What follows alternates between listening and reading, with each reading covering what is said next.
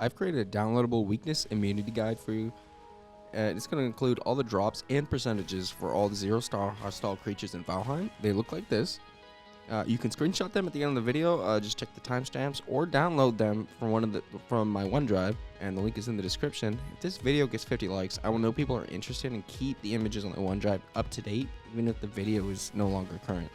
Unless they add Godzilla or King Kong to the meadows, I won't be making an infographic for them because a lot of it's repeating information. But I will talk about Ikithur and how to summon him and a few tips. And yeah, so stick around for the ride and skip ahead using the timestamps if you don't need any of this information. Okay, so Ikithur drops 3 hard antlers, which you're going to need to make your first pickaxe. And then when you can take him out with just a wooden spear and shield, and you can basically block all his attacks with just your shield.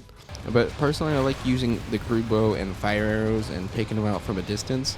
But you're also going to get to be able to activate Ikithur, and basically what this is going to do, you're going to use 60% less stamina to run and jump, which is super useful when you're out there exploring. Creatures in Valheim. For the Black Forest, you're going to need 3 ancient seeds to summon the Elder. You can locate them by searching the burial chambers or the stone structures in the Black Forest and finding the runestone. The Elder is very weak to fire arrows and is immune to poison and spirit damage.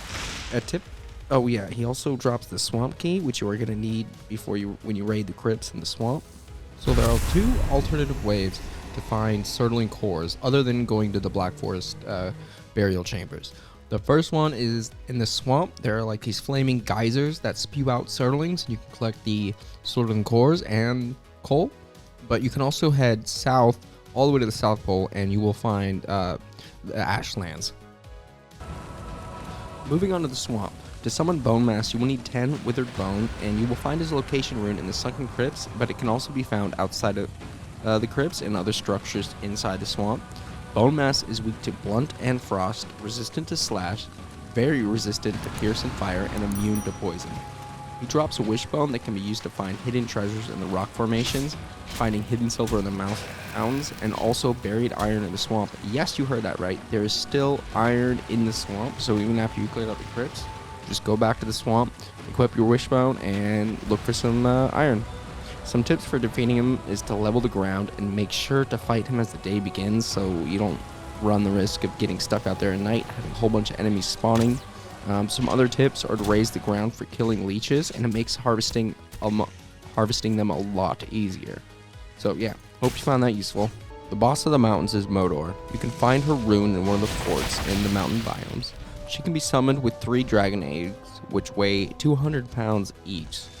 She is weak to fire and immune to frost and spirit.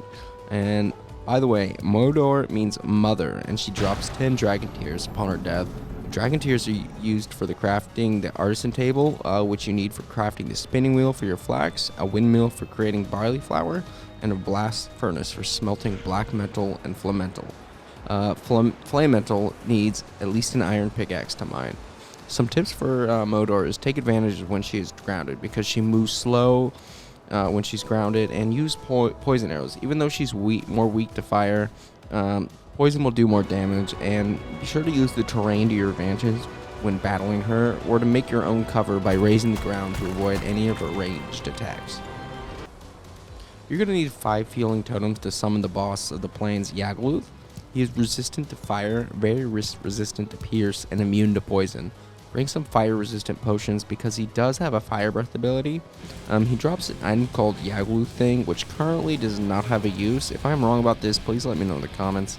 Stone columns are a good, fast source of stone. So, yeah. That's all I got for the plains. If you got any more tips for me, guys, let me know down in the comments because I'd love to hear more feedback so I can bring more quality content for you guys. Okay, so I got a little extra bit. So basically, this is the Mistlands. You can see like there's a giant skull and spider webs everywhere. So I'm really interested in what they're going to be adding to the Mistlands. But yeah, it looks cool. Looks really dope. There's nothing there. And then this is the deep north. It's not much on here. It's kind of just like, you know, a very expansive, you know, mountain. But yeah, I mean, it looks cool. Oh, I'm really curious about it. And then I got the edge of the world for you. So if you haven't gone to the edge of the world yet, Whoops, spoiler alert, this is what it looks like. But it gets really weird as you start going out. Like when you get to the bottom right near the edge, it's not that weird.